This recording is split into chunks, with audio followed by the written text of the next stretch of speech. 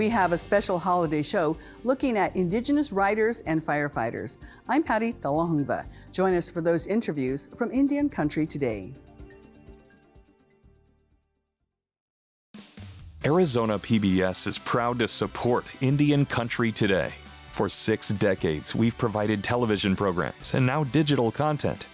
But we go beyond that, sending outreach teams across Arizona, offering workshops in language and literacy, family engagement and community outreach, and supporting tribal communities with early learning and school readiness resources. Join us at azpbs.org.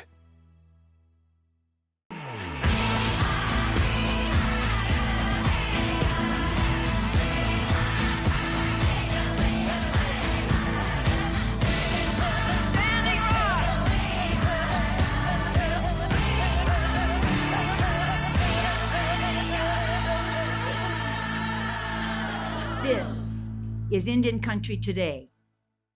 Esquili, yes, thank you for joining us. I'm Patty Thalahungva. On this Veterans Day, we bring you a special program. Today, we acknowledge and honor the many Native veterans who have served in the military. All around Indian Country, we see excellence. Let's visit with 3 novelists about their careers and how they see themselves fitting in the industry.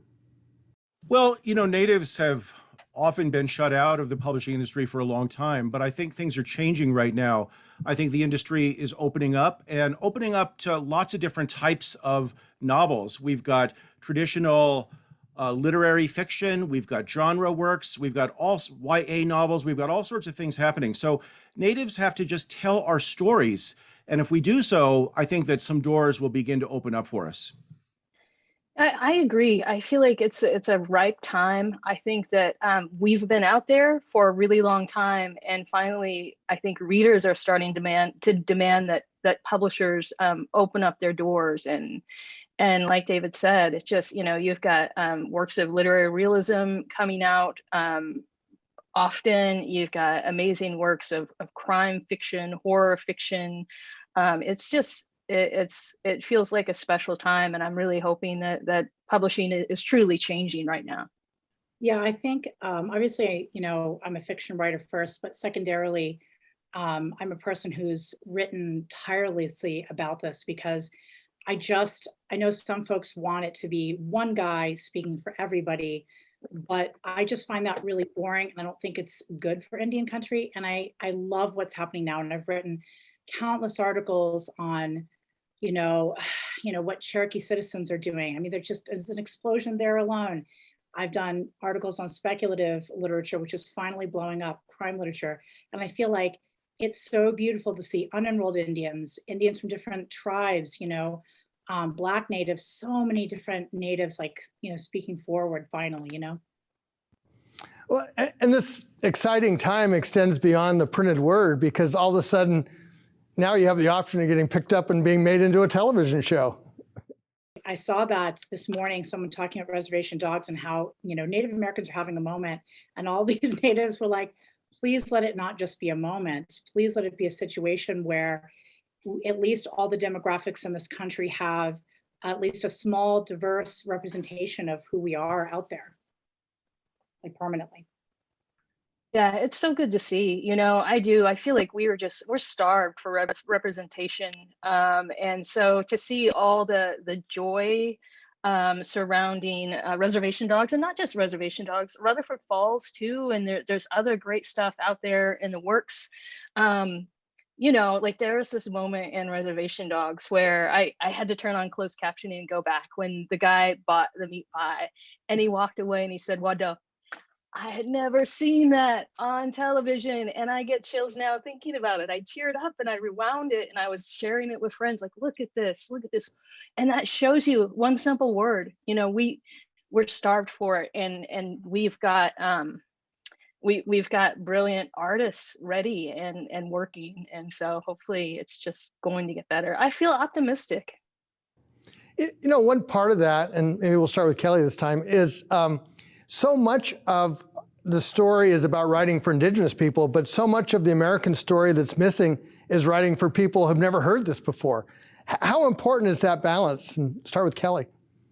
Sure. I don't know. I think it's a really interesting question. I'm not sure I have a great answer for that balance, because I think sometimes when we write our stories and we center ourselves, people from outside of our communities might feel a little uneasy and might feel like, hey, that doesn't look like, kind of like, that's not a native story, that's not the native story I came here for, you know, because they have a certain image in mind, because representation has been so poor in mainstream publishing and television and film.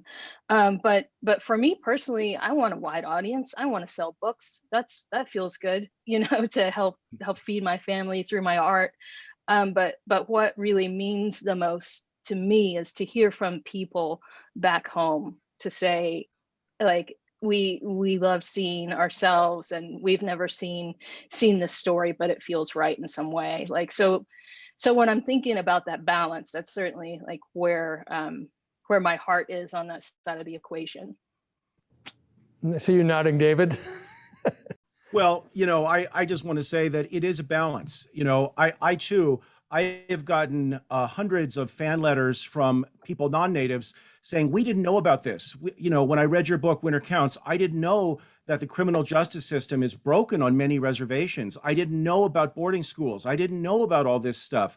And, thank you for enlightening me. And I'm glad. I'm so thrilled that Winter Counts is having a positive effect on the, society at large. But I most treasure the dozens and dozens of letters and videos that I've gotten from people back from my nation, Lakota country. And they've said, finally, I feel seen. I feel represented. Thank you for writing about our nation. So it is a balance, and I'm really happy to appeal to both. Yeah, I think the more that there's diversity, the less pressure there is on one show or one writer to represent everybody, and then it just blands it out. And I think ironically, when you have writers like Sherry Moraga and Rebecca Roanhorse in the writer's room, and that's just two, Sterling Harjo, the 1491s are now all writing for television. When you have that, it actually makes it more accessible because they're good at what they do, and they're storytellers, and they're funny, and they're sharp, and they're able to make these stories sing. And that's how it's more accessible, by hiring writers who know what they're talking about and who are just good at what they do. I want to pick up on a point you made early, Erica, and that is about diversity within Indian country. And I think back to the work, say, of Darcy McNichol, and he was writing a long time ago about mixed bloods and people that you don't think of on reservation communities. And yet that kind of disappeared for a long time, where it was this one type of Native person. Yeah, it's funny. It seems to me like, gosh, and I've written, I know this is kind of makes me into a boring scholar, but I've written on these waves of Native American literature because it became fascinating to me to see the trends. And then one of the things that came forward for me was to realize that, poets and fiction writers have been writing, Native poets and fiction writers alongside their white American contemporaries for as long as white American writers have been writing. And I think, there's just always going to be this desire, right, to bland us out into one binary kind of thing, because it's more palatable, it's easier. But in the end, it's not fun, it's not interesting. And it's just, again, I have to reiterate, I don't think it's good for us. I want to see reservation dogs, and I want to see urban Indian dogs too, or cats, would be fine. I think that's what I want to see. I mean, I'm very urban, and I think the more diverse it becomes, the less pressure there is on just one narrative. There are almost 600 Native nations in America, and we all have different cultures and traditions and stories. And so I love the fact that there are all different types of stories being told right now. I don't want to just talk about my book, but in Winter Counts, I write about being an Iyeska, which is, again, a mixed blood person. My friend Tommy Orange is writing about the urban Indian experience. We're all telling different stories from different perspectives. And that, in my view, is just such a valuable and wonderful thing that's happening right now. Well, this roundtable has been so much fun, and it went way too fast. So thank you all three for joining us today. Thank you. Thank you.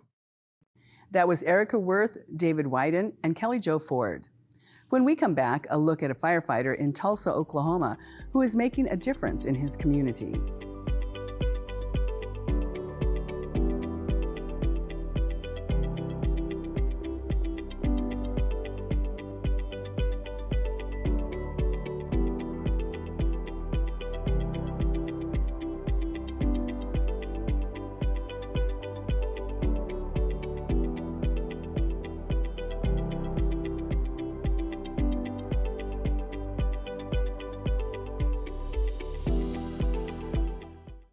In Tulsa, Oklahoma, a firefighter is using his talent for art to help keep his mental health in check. And, as Caitlin Anawa Boycell tells us, it's also a way to give back to his community. For more than 20 years, Craig Deerenwater has answered the call to duty. As a child, he dreamed of becoming a firefighter, but didn't have any role models. I think as a kid, I was never around anybody influenced that was Native had a job in the fire service. But his mother encouraged him. His other passion was art. Painting helped him to relax from his demanding job. Just set up in the kitchen where I had the best light, and I got back into painting. And I was just sit there all day, put my music on, start painting, and to me, that was a big stress reliever. And it helped him deal with his grief when his older brother took his own life 3 years ago. I did art as a release to help me, and I did get back into it after that because I knew it just helped me just to recover. And I did paintings of him, of his favorite football player. It's helped keep his memory alive. And since then, he's found a way to help others. He is part of a group called Fire to Fire, a peer support group for fellow firefighters. Craig found joy even when it was hard. I'm a first responder just like you are, and I know what you're going through. So I'm a resource that you can talk to anytime, day or night, and we present that to them. We get our name out there. And if you need someone to talk to, reach out to us. He gives away every painting he makes for free. One painting was for a coworker, and he told Craig it was the best present he's ever received. Another was for his daughter, a painting of a lead singer in the band 1975, Matthew Healy. Because when I give you a piece of artwork, you're going to enjoy it more than I probably ever would. And just giving it just makes it more special. In Oklahoma, Caitlin Anawa Boycell, Indian Country Today. Up next, a conversation with Pulitzer Prize winner Louise Erdrich. Stay tuned.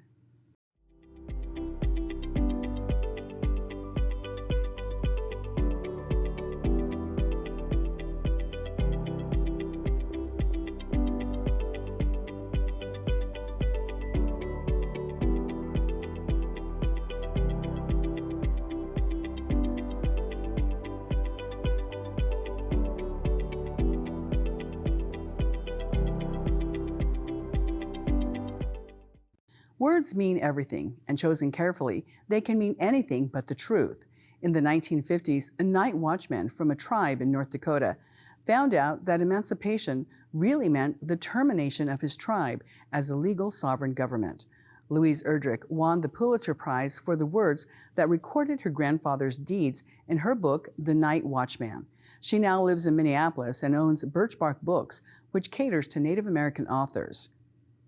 Oh, Miigwech, it's so good to be here. I really appreciate you featuring my grandfather. And to get us set up with the story of your grandfather, let's have you read a part of your book. I'll just read the beginning and the first page, because this is really where every day he'd go to the jewel bearing plant right outside of the Turtle Mountain Reservation in Rolla, and he would work every night as a night watchman. At the same time, he was fighting tooth and nail. He was fighting termination for the Turtle Mountain Chippewa. And in this book, I call him Thomas Wajushk because I have to imagine a lot about him, but not this. This is pretty much how things went. Thomas Wajushk removed his thermos from his armpit and set it on the steel desk alongside his scuffed briefcase. His canvas work jacket went on the chair, his lunchbox on the cold windowsill. When he took off his padded tractor hat, a crabapple fell from the ear flap, a gift from his daughter. He put it on the desktop to admire, then punched his time card, midnight. He walked the perimeter of the main floor. In this quiet, always quiet expanse, Turtle Mountain women spent their days leaning into the hard light of their task lamps. The women pasted micro-thin slices of ruby or sapphire or the lesser jewel, garnet, onto thin upright spindles to drill. The jewel bearings would be used in Defense Department ordnance and Bulova watches. This was the first time there had ever been manufacturing jobs near the reservation, and women filled most of these coveted positions. They had scored higher on tests of manual dexterity. The government attributed their focus to Indian blood and training in Indian beadwork. Thomas thought it was their sharp eyes. The women of his tribe could spear you with a glance. Thomas was named for the muskrat, Wajushk, the lowly, hardworking, water-loving rodent. Muskrats were everywhere on the slough-dotted reservation. Their small, supple forms slipped busily through water at dusk, continually perfecting their burrows and eating, how they loved to eat, practically anything growing or moving in a slough. Although the Wajushka were numerous and ordinary, they were also crucial. In the beginning, after the Great Flood, it was a muskrat who had managed to remake the earth. In this way, as it turned out, Thomas was perfectly named. As I was looking through your book and understanding the story, this, the phrase, truth is stranger than fiction came to mind. You're writing this book, right? And based on your grandfather. And you got this information from letters your grandfather wrote and that you inherited. Explain a little bit about that.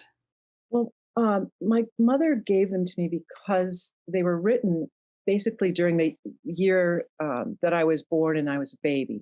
All right. So all these letters were written then. It also was the year that the Turtle Mountain Chippewa received notice that they were on the list of the first 5 tribal nations to be slated for termination. And this, as you said, was couched as emancipation. And we know now that those words of take away their special rights are causing them, they're captured. It's like a prison for them. They cannot sell their land. They cannot take the world on in the same way somehow. So this was, in his mind, he had to go through those words and redefine them. So the emancipation, as you said, was termination. And then I put together what he was going through, sleeping maybe 12 hours a week, with what he was fighting. And it floored me. It brought me to tears many times during this book. Love Medicine was your first novel, and you've published 28 books, quite prolific in your career here. And they all seem to tackle hard issues facing Native people, some with mystery and always with, a sense of humor. Indian humor is, I think, so important, right? To include that. Are they all based on real people or maybe family members like the characters in Night Watchman? No, this is the first time I've ever tried it. And it was really difficult because you somehow don't want to intrude too far into and imagine yourself into a person's consciousness. However, I had these letters, and I had his. They succeeded. He made a lot of friends. It was very funny. They succeeded. I want to say this really. It was really important. They succeeded in fighting off termination, and I think at the time it was the first time it happened. And it helped a lot of other nations realize that if they organized, they could. So I'm going to read this last thing because this is something that it just struck me so hard. If you should ever doubt that a series of dry words in a government document can shatter spirits and demolish lives, let this book erase that doubt. Conversely, if you should ever be of the conviction that we are powerless to change those dry words, let this book give you heart. In your whole career of writing books, would you say this one has the most impact? I have no idea. A lot of my time is really spent working with the bookstore, and I tell you, these past years have been fantastic. I can't believe it.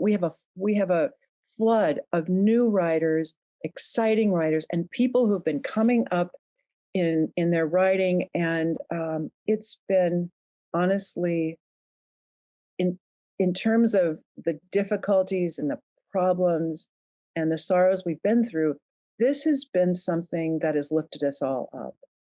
The sheer number, and the intensely interesting quality of these books, wonderful. And so many writers, not just novels, but also writers for TV series like Reservation Dogs. So many people coming to the forefront and sharing their stories, life from the reservations, life from that Native American perspective.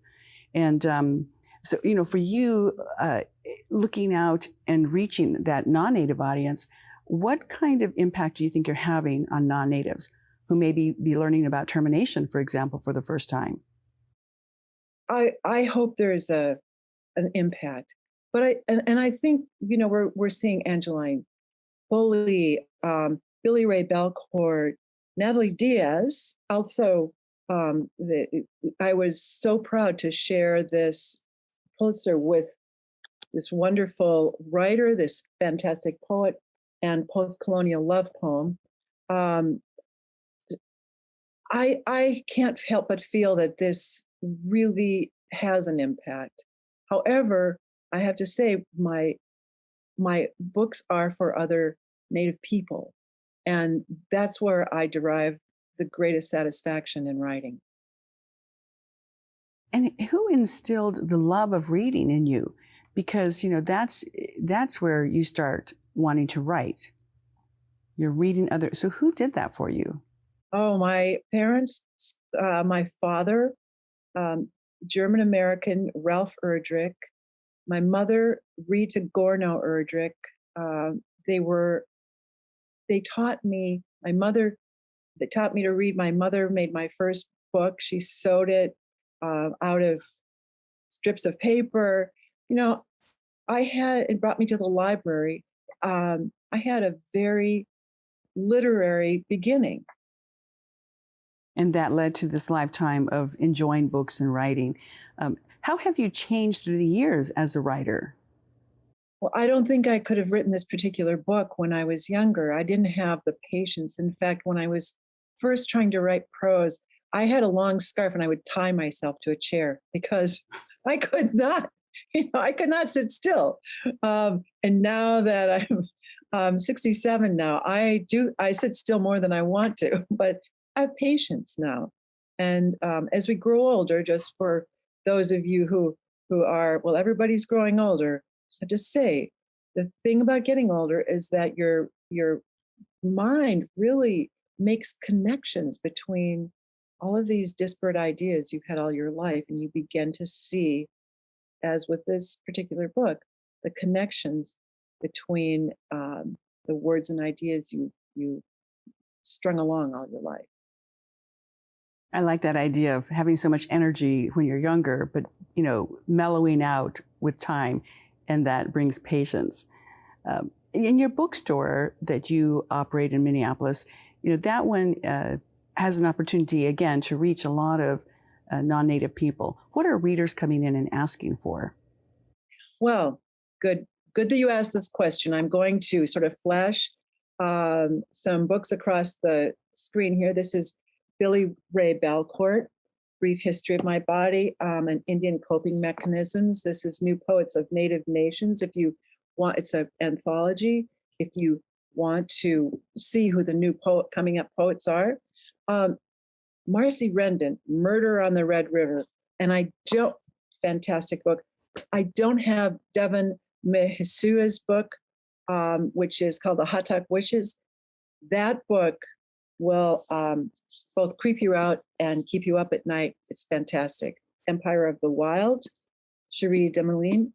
To Be a Water Protector, Winona LaDuke's book. And I want to again talk about Angeline Foley's book. I think that's going into production as a miniseries. There's Layli Long Soldier, her book Whereas, unbelievably moving and important. And of course, there's There, which a lot of people have read. And I know that Tommy Orange is working hard on his new works. And before we let you go, tell us what you're working on. What's your next book? Oh, my next book is, I don't even have a copy of my book, but it's called The Sentence, and it's set here at the bookstore. Well, it's not, I never name it, but it's a native bookstore. So I guess you could say that it's pretty recognizable. But it's about a haunted bookstore. It's haunted by a ghost, by the most annoying yet so an annoying customer who also is a great reader. All right. Well, we'll look forward to reading that one as well. Again, Louise Erdrich, thank you so much for joining us today. Congratulations on your Pulitzer. Terrific to talk. Thank you so much. And thank you for watching. Take care of yourselves. Your life is precious. I'm Patty Thalahungva. Join us again tomorrow. Sometimes you got to take a stand just because you know you can. Oh, you got to run, you got to run.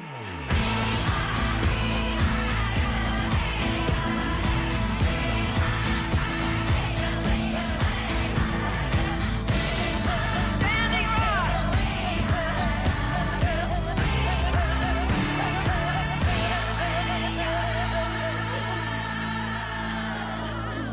This is Indian Country Today.